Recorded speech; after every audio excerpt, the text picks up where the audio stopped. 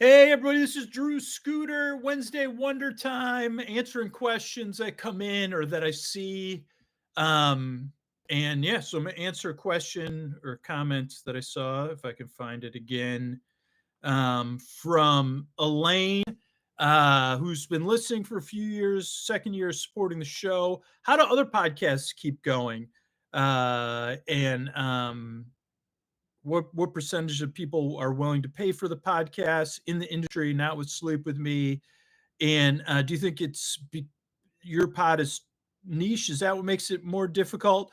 So great questions, Elaine. And yeah, questions we've only kind of learned the answers to actually over the first few years. So thank you for the question. And I kind of want to use this as an opportunity to say thanks to anybody that ever supported the show or supports the show, whether it's on Sleep With Me Plus or Apple Podcasts or YouTube, or you've commented or you spread the word about the podcast, either part of our referral program or just in general, or you follow the show anywhere on social media. It's pretty rare, I think, not just for Sleep With Me, but for any podcast, right? A small percentage of audiences with anything are engaged. Um, so, uh, like, I think if you compare Sleep With Me to other podcasts, uh, in general, we're probably pretty the same. But what makes sleep podcasts a bigger challenge of being sustainable? Well, one is like, so a lot of podcasts are just hobbies. Like the people only work on them a few hours a week in their spare time, versus a show like Sleep With Me that comes out. We put out 2 new episodes and a third episode every week. It takes a team of people to do that. But even then, it's really hard, even for a daytime podcast.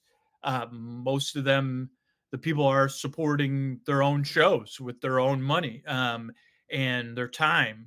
Um, but the biggest difference between sleep podcasts, or I can only speak for Sleep With Me because I see the numbers, is like how differently people consume the show.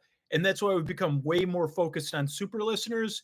Because I don't know if there's any other podcasts where people listen to episodes over and over again, or listen all night long, or don't listen to an episode. And those are things that just are never going to be, um, like, I think with a regular podcast, you may be able to recover some of that in advertising, but there's never been in the podcast a company willing to just support the show.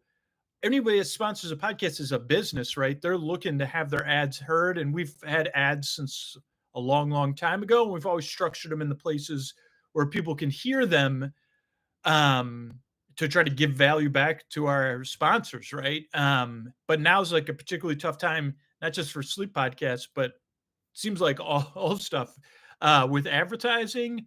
But yeah, there's not really podcasts where people listen to 8 episodes a day, and whether they're the same episodes or not, or they listen to one episode 10 times, or they break it up and listen to it.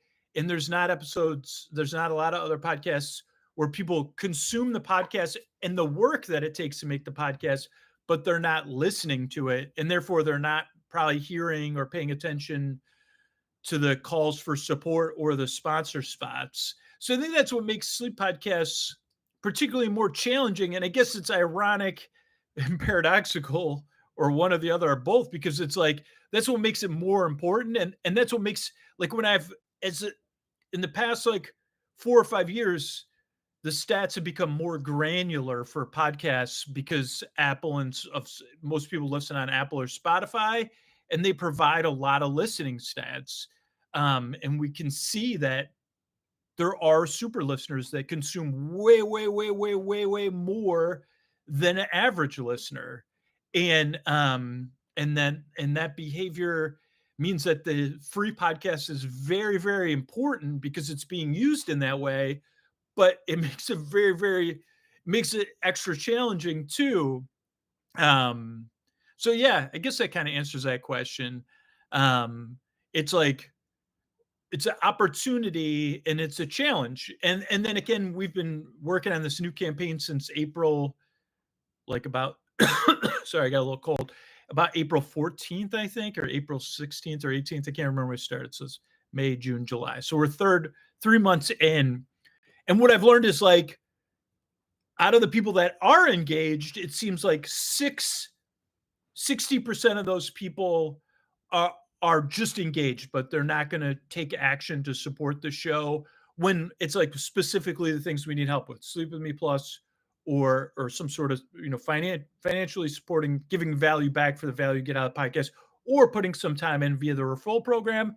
So out of the engaged people, this is a new stat we've learned: 60% of those people are just engaged, and that's okay, right? And it's powerful information to know. That's what we learned from the no thank you surveys we've been doing. So that means like out of the engaged people, only 40% of people are likely to support the show financial with value back, whether it's putting time in via the referral program or financially supporting the show. Obviously, you get your money from the hard work you do at your job. Um, so that's been interesting to learn too. But all of this, I think, is like I'm on the verge of a change, which is like it's tough. Well, I don't know if I'm on a verge of a change of like setting aside my anxiety and fear because I have all this information and I know how much work it takes to make the show and sustain the show, and how important it is to people.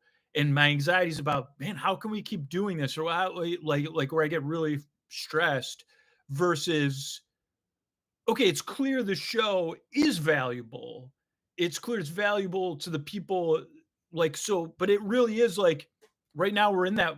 So it's not, I guess it's not 1 out of 19 because you say, okay, there's 20,000 super listeners, right? But 60% of those, so 12,000 of those people, if they were all engaged, would not support the show. So that leaves us with 8,000 people who are probably likely they would support the show financially or through the referral program.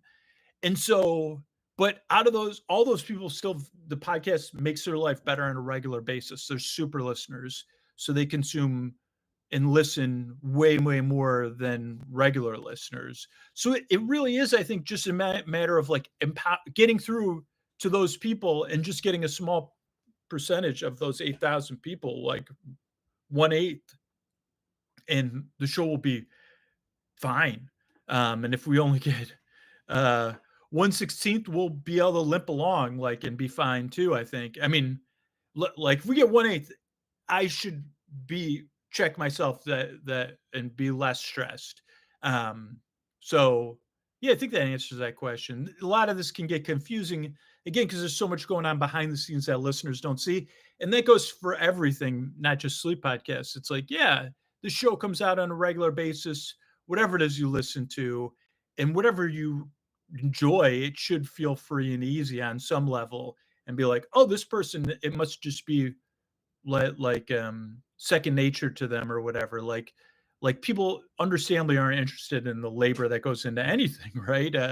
Like relaxing music, you don't want to be but so in the end, I think it's like, so the show isn't that much different. I'm really lucky to make the show, but I'm also a person that has a lot of stress and anxiety, and those kind of things are kind of inseparable. And those things and my stubbornness to keep making the podcast, and I mean, yeah, sometimes try to force solutions, um, is both a curse and a blessing. But I want to keep making this podcast. I want the free version to still exist in the world.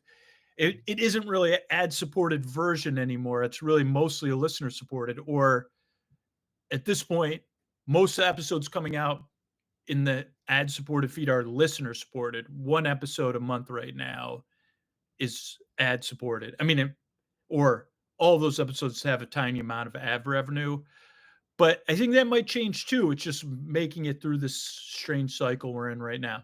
All right. Thanks so much.